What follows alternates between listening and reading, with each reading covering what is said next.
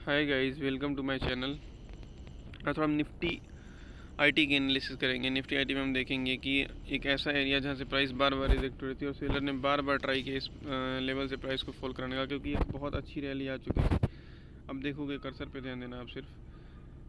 ये जो कैंडल है यहाँ से जो 1 अप्रैल 20 दिख रहा है, यहाँ से एक बहुत अच्छी रैली आई थी, कंटिन्यूस रैली आई थी 1 जनवरी 2021 तक। मतलब 1 अप्रैल 2020 से लेके 1 जनवरी 2021 तक एक बहुत बड़ी रैली। कहीं ना कहीं प्राइस को पॉज लेना था, मे भी सेलर ने ट्राई किया। इन सारी कैंडल से हम देखोगे अच्छा खासा वीक रिजेक्शन है, मतलब कहीं ना कहीं सेलर ने ट्राई किया है प्राइस को नीचे ले जाने की। कहने का मतलब यहाँ अच्छे खासे सेलर होंगे, लेकिन प्राइस धीरे धीरे धीरे धीरे करके ऊपर चली गई और एक बहुत बड़ा मूव फिर से आया। तो ये एक ऐसा एरिया था जहाँ बायर और सेलर में फ़ाइट हुई थी, ज़बरदस्त फाइट हुई थी। ज़बरदस्त फाइट मतलब कम से कम ये फाइट 4-5 महीने चली, और इस फाइट के बाद परिणाम ये निकला कि बायर जीत गए। तो ऑलमोस्ट बायर अगर जीत गए, इसका मतलब ये है कि ये ऐसा एरिया होगा जहाँ पे अच्छी बाइंग दोबारा भी हो सकती है, क्योंकि ये बहुत ही फ्रेश एरिया था। और देखिए, प्राइस आई वहाँ पे और उसी जगह पे प्राइस ने काफ़ी टाइम स्पेंड किया।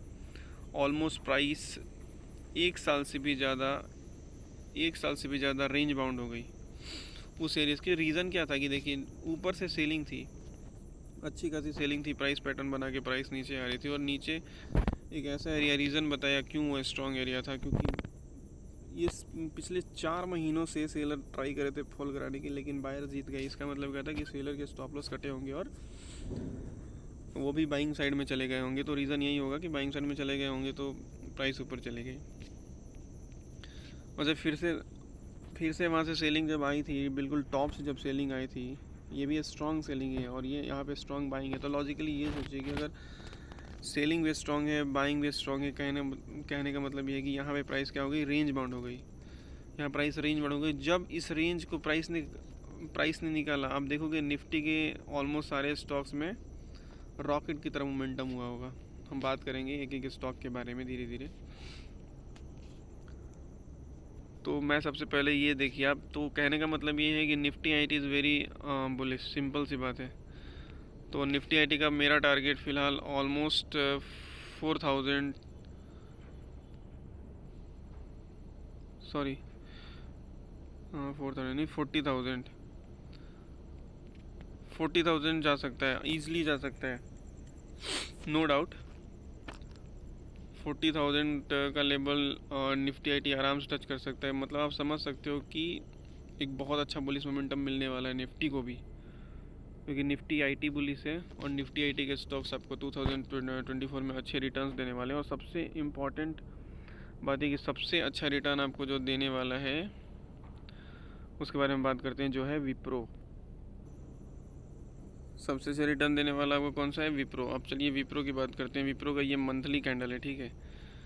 आप देखोगे कि काफ़ी टाइम तक मार्केट एक रेंज बाउंड थी, काफ़ी टाइम तक मार्केट रेंज बाउंड थी, काफ़ी टाइम तक। यहाँ बायर का इंटरेस्ट आया और एक मंथली कैंडल पे, ये जो 1 दिसंबर 2023 की कैंडल आप देख रहे हो, ये मंथली कैंडल काफ़ी बुलिश बनी है।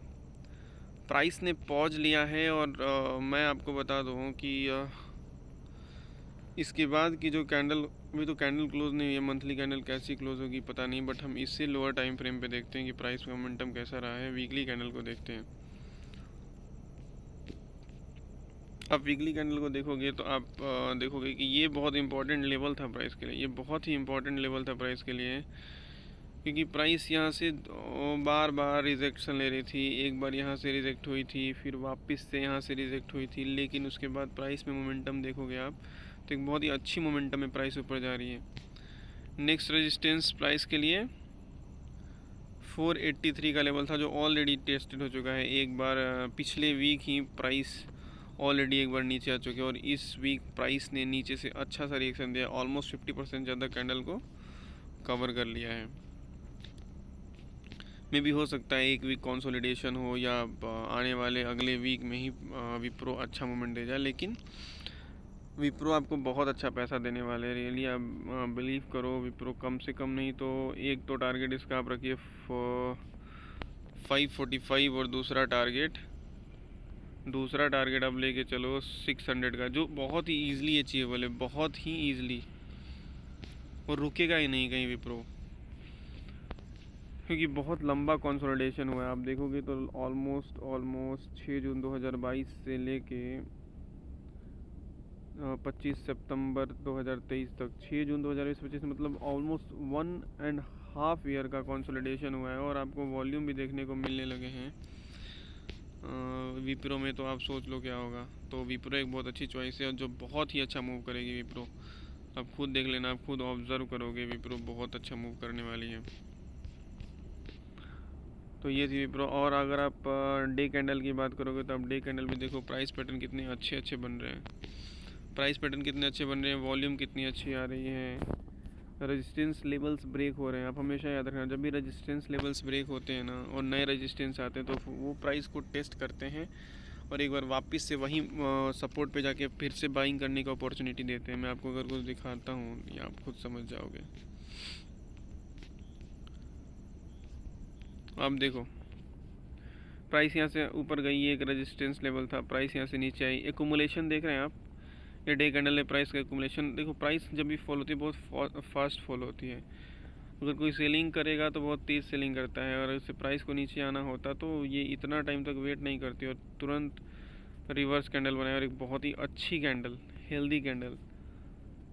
तो मे भी प्राइस एक दिन अगर प्राइस कल खुलती है तो कल भी ये 84 का लेवल टच कर सकती है, तो अगले 1-2 दिन में क्रॉस भी कर सकती है, और क्रॉस करने के बाद ये 500 ईजिली टच कर लेगा। मे बी 500 के लेवल से थोड़ा टाइम के लिए रोके, लेकिन 545 का टारगेट तो इसे मिलना ही, और उसके बाद 600 टारगेट नो डाउट, और कोई नहीं रोक सकता मिलने से। ये मेरी एनालिसिस है, मेरा बिलीफ है। खैर अब नेक्स्ट आगे बात करते हैं दूसरे स्टॉक की। आगे हम बात करेंगे टेक महिंद्रा की। ठीक है, चलते हैं चार्ट पे टेक महिंद्रा के। चलिए तो अब बात करते हैं हम टेक एम की, मतलब टेक महिंद्रा। चलिए बात करते हैं टेक एम की। तो आप देखेंगे कि काफ़ी लंबे टाइम तक प्राइस कंसोलिडेशन में थी। आप देखेंगे कि इस रेट कैंडल बाद 1 जून 2022 से लेके 1 अगस्त 2023 तक ऑलमोस्ट 1 साल 4 महीने 2 महीने 3 महीने जो भी आप बोलो, ऑलमोस्ट 1 साल तो मान ही लीजिए, ये एरिया मल्टीपल टाइम टेस्टेड था। प्राइस इस एरिया के ऊपर जा ही नहीं पा रही थी, सिंपल सी बात है। और आप देखेंगे मंथली कैंडल में एक पैटर्न बना है, प्राइस यहाँ ऊपर गई लेकिन प्राइस को यहाँ से रिजेक्शन मिला था। रिजेक्शन मिलने के बाद भी नेक्स्ट मंथ प्राइस ने डीप रेट करेक्शन किया था, लेकिन सेम टाइम नेक्स्ट उसके अगले मंथ एक ग्रीन कैंडल ने क्लोज किया, और उस कैंडल के अंदर है। इसे हम इनसाइड कैंडल ही बोलते हैं, और इसे हम क्या बोलते हैं, बुलिश हैरामी पैटर्न। और ऐसे पैटर्न्स अगर इतने बड़े टाइम फ्रेम में मिल जाए तो ये बोल सकते हैं ये ट्रेंड की शुरुआत है, ये कहानी अभी शुरू हुई है। यहाँ इसकी कहानी शुरू हुई है, आपको मैं बता रहा हूँ, कुछ ज़्यादा टाइम नहीं लगेगा इसको। 1300 रुपये है ना, इसको 1500 जाने में बहुत ज़्यादा टाइम नहीं लगेगा। ये 2 वीक में देख लेना आप, 1500 पे मिलेगा ये स्टॉक आपको, 1500 पे मिलेगा, नो डाउट, इसमें कोई डाउट ही नहीं है। अब मैं आपको थोड़ा सा ये बता देता हूँ, वीकली कैंडल बताता हूँ।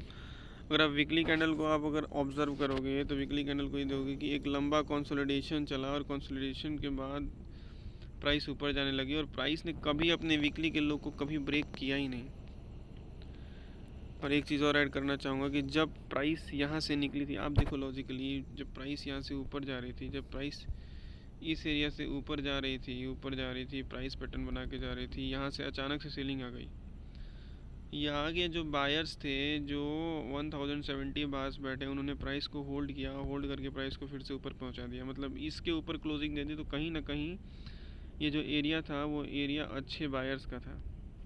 This is a good buyers, मतलब यहाँ इंस्टीट्यूशन वाले बैठे हुए हैं, यहाँ वो लोग बैठे हैं जो यहाँ से प्राइस को गिरने नहीं देंगे। जब भी प्राइस इस लेवल पे आएगी फिर से बाइंग हैपन होगी, और वो बाई फिर करेंगे। एक चीज़ मैं आपको और बता दूँ, जब जो भी इन्वेस्टर्स होते हैं या इंस्टीट्यूशन वाले होते हैं, वो कभी भी एक बार वाला पूरा फंड यूज़ नहीं करते किसी भी स्टॉक खरीदने के लिए। वो फंड यूज़ करेंगे, लेकिन वो वापस से वेट करके रखते हैं, क्योंकि वो इमरजेंसी फ़ंड हमेशा रखते हैं। और मैं बोलूँगा सबको रखना भी चाहिए इमरजेंसी फ़ंड, कब क्या मौका मार्केट दे दे आपको और उस मौके को आप मिस कर दो। तो यहाँ पे जब प्राइस यहाँ से प्राइस फिर से फॉल आएगा, देखिए लॉजिक बहुत सिंपल है कि अगर एक स्टॉक अच्छा खासा डाउनफॉल में है और अगर ऊपर जाएगा तो उसको बार बार सेलर का सामना करना ही पड़ेगा, सिंपल सी बात है। तो इस एरिया से फिर से, क्योंकि ये इंस्टीट्यूशन का एरिया है, ये समझ आते हैं इंस्टीट्यूशन का एरिया क्यों है।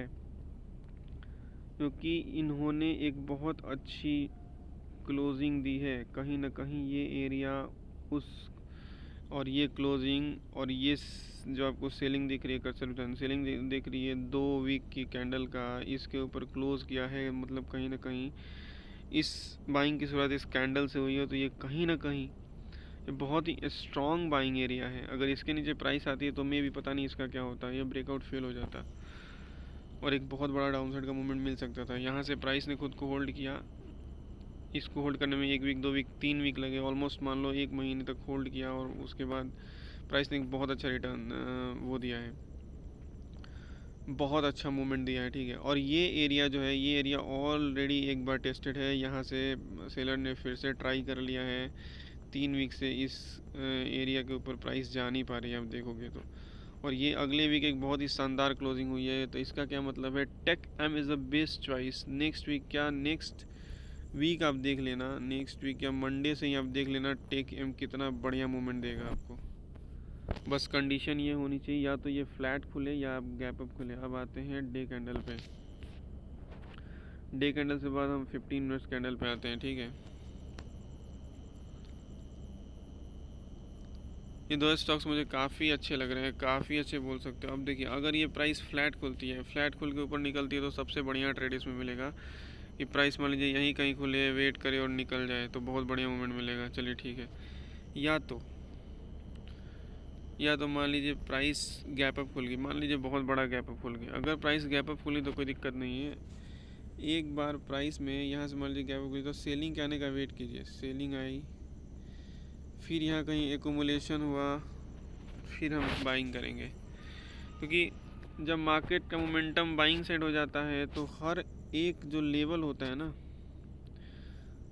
हर एक जो सेलर का एरिया होता है, वहाँ प्राइस खुद को टेस्ट करती है, वहाँ से सेलिंग हैपन होती है और फिर अगले बार प्राइस एक नया हाई बना देती है, ठीक है। वैसे हर बार वो एरिया टेस्ट होता ही होता है, क्योंकि यार सिंपल सी बात है, अगर मैं यहाँ बाइंग करूँगा तो एक ऐसा एरिया तो होगा ना जहाँ मुझे लगेगा हाँ यहाँ प्रॉफिट बुक कर लेना चाहिए, और वो एरिया रेजिस्टेंस ही होता है। और फिर से वो एरिया नीचे जब आते हैं तो सपोर्ट बन के यूज़ में ला सकते हैं हम, कि जब नीचे प्राइस आती है तो हमें सपोर्ट मिलता है, कहीं ना कहीं प्राइस खुद को सस्टेन करने की कोशिश करते हो। सस्टेन करने के बाद आपको दिख जाएगा एक अच्छी हेल्दी कैंडल क्लोज करती है, तो आप वहाँ पे रिस्क लेके ट्रेड एग्जीक्यूट कर सकते हो। और बिना रिस्क के तो फिर कोई फ़ायदा नहीं है। रिस्क लेना तो आपको आना चाहिए स्टॉक मार्केट में, क्योंकि अगर आप रिस्क नहीं ले सकते तो आप पैसे कभी नहीं बना पाओगे। तो रिस्क लेने का मतलब ये नहीं कि सब कुछ और डाल दिया मार्केट में, रिस्क ले लिया, ऐसा नहीं होता। रिस्क को मैनेज करके चलना पड़ता है। अगर रिस्क मैनेज नहीं करोगे तो मार्केट इतनी ख़तरनाक चीज़ है कि आपको बुरी तरह बर्बाद कर देगी। मेंटली हैरेस करेगी आपको, फिज़िकली हैरेस करेगी। मेंटली तो आप जानती हो, फिज़िकली कैसे, क्योंकि आप मेंटली डिस्टर्ब हो जाओगे तो फिज़िकली डिस्टर्ब हो जाओगे, आपको खाना खाने का मन नहीं करेगा, आपको किसी काम में मन नहीं लगेगा। तो मार्केट से थोड़ा सा सतर्क रहिए, अच्छे से ट्रेड कीजिए, खुश रहिए, मस्त रहिए। अगर मुझसे गलती है तो माफ़ करना। बाकी मेरी वीडियो अच्छी लगे तो लाइक और कमेंट ज़रूर कर देना, चैनल को सब्सक्राइब कर देना, शेयर कर देना। Thank you.